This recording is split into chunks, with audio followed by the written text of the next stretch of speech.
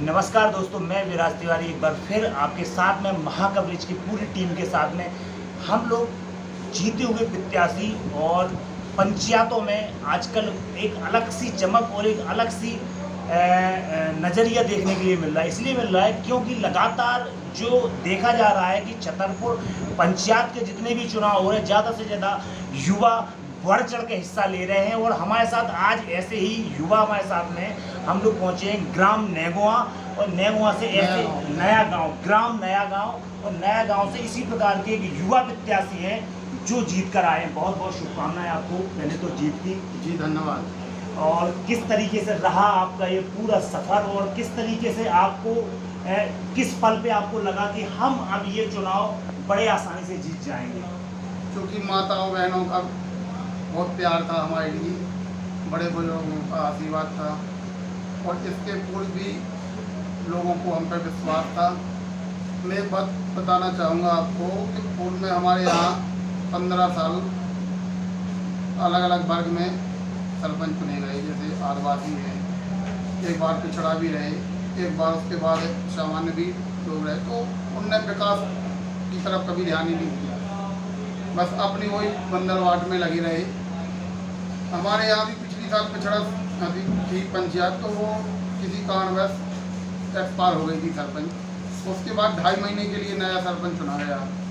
वो किसी कारणवश चुनाव बढ़ते गए और 3 साल का मौका मिला। हमारे वोट के जो प्रत्याशी थे वो सरपंच बने, हमको 2.5 साल काम करने का मौका मिला।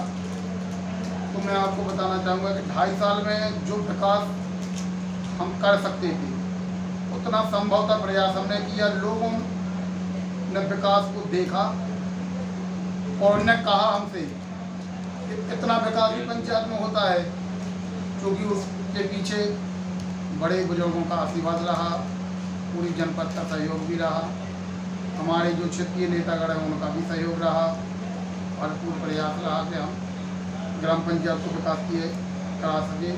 इसलिए लोगों ने देखा कि विकास ये होता है, तो इसलिए लोगों ने हमको चुना के यदि ये इतना विकास 2.5 साल में करवा सकते हैं तो 5 साल में करवाएंगे।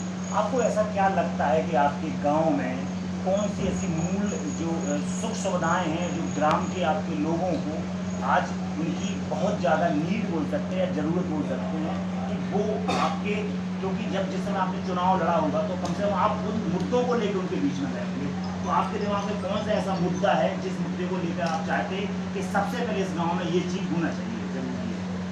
मैं आपसे एक बोलना चाहूँगा, देखो हर पंचायत में सफाई प्रथम मुद्दा है, नालियाँ अच्छी अंडरग्राउंड होना चाहिए, और अधिक से अधिक जो लोग गांव से पलायन कर रहे हैं बाहर के लिए उनको रोका जाए, उनको ज़्यादा से ज़्यादा काम दिया जाए।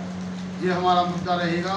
और लोगों से हमने वादा किया है कि आपने हमको चुना है, हम अपनी जी जान लगा देंगे आपके विकास में, आपके प्रयास में, आपको विफल नहीं होने देंगे किसी काम में। अधिक से अधिक वृद्ध माताओं बहनों को, जो वृद्ध माताएँ हैं, उनकी पेंशन की व्यवस्था की जाएगी। मैंने 5 साल के लिए फ्री खाद्यान्न आज से लागू कर दिया है। जो भी खाद्यान्न हमारे गांव में बटेगा वो फ्री बटेगा।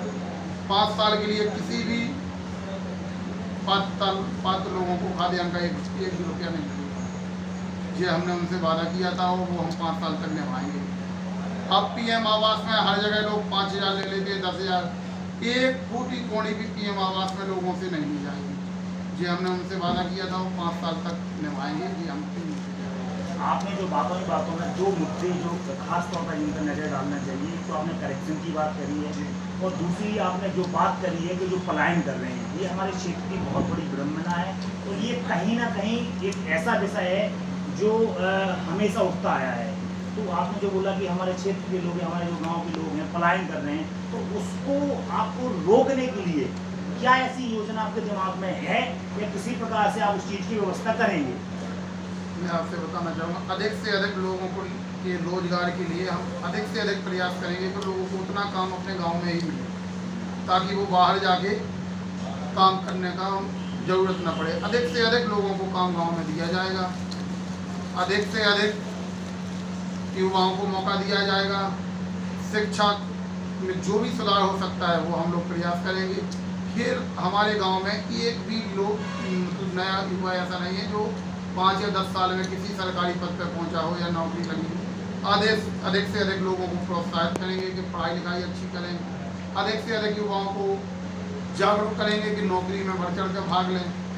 आपको मैं बताना चाहूँगा कि जब हम लोग सुनते हैं कि उस गांव से 2 लड़के कैसे निकल गए, वो निकल गए, तो हम लोगों को भी बड़ा दुख होता है कि हम लोग तो पढ़ के जैसे राजनीति थोड़ी थोड़ी करने लगी। आने वाली पीढ़ी क्या करेगी? हमारे यहाँ कोई भी लड़का आज तक, जब से मैं 33-34 साल का हो गया हूँ, मेरी एक भी लड़का कोई सरकारी नौकरी पे नहीं लगा है। हमको ये सबसे ज़्यादा बुरा लगता है। इसलिए हम सोचेंगे कि लोग उनको ज़्यादा प्रोत्साहित करें कि वो अधिक से अधिक पढ़ें, वो आगे बढ़ें।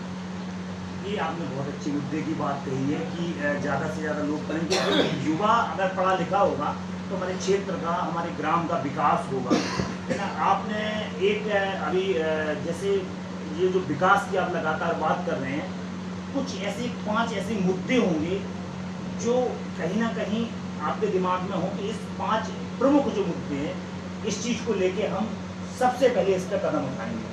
सबसे पहले हम नाली निर्माण गांव में कराएंगे ताकि कहीं भी गांव में गंदगी न फैले। सबसे पहले हम रोडों की व्यवस्था कराएंगे। जो खस्ता हालत है, गिट्टी निकली, तो रोड की भी व्यवस्था की जाएगी। बच्चों को खेल कूद के लिए भी एक ग्राउंड के लिए माननीय जनपद सीओ साहब से निवेदन करेंगे कि अधिक से अधिक हमको राशि दी जाएगी ताकि हम गांव में खेल कूद के लिए कोई सुविधा कर सकें। माताएं बहनों के लिए कुछ ऐसा करेंगे ताकि वो अपने गांव में ही रोजगार कर सकें। हमारा मेन मुद्दा ये है, हम विशेषज्ञ लोगों से सलाह लेंगे कि क्या कर सकते हैं उनके लिए। दूसरी बात, जो भी वृद्ध हैं उनके लिए पेंशन की व्यवस्था करेंगे ताकि उनके बुढ़ापे में कुछ काम आ सके। देखिए, लगातार जिस प्रकार से भारत में युवाओं का देश बोला गया है कि युवाओं का देश है, और लगातार इस तरीके से जो युवा बढ़ चढ़ कर इस चुनाव में अपना दावा ठोकते हैं और जीत कर भी आते हैं, बड़े वोटों के अंदर से जीत के आते हैं। और कहीं ना कहीं ऐसी सोच को, जिस प्रकार से हमने बताया, शिक्षा की बात करी, स्वावलंबन की बात करी, और उसके बाद साथ साथ नए विकास की बात करी, इसके बाद रोजगार की बात की, तो इसी तरह के से जो युवा बढ़ चढ़कर अगर इस चीज़ों में हिस्सा लेगा तो कहीं ना कहीं हमारे जो देश के जो छोटे छोटे गांव हैं, उन गांवों का विकास होगा, और जो लोगों का पलायन है वो पलायन भी रुकेगा। बहुत बहुत धन्यवाद आपको महाकवरेज न्यूज़ चैनल से बात करने के लिए। जी धन्यवाद। बहुत बहुत धन्यवाद। कैमरामैन लकी के साथ मैं विराज तिवारी, महाकवरेज के लिए धन्यवाद।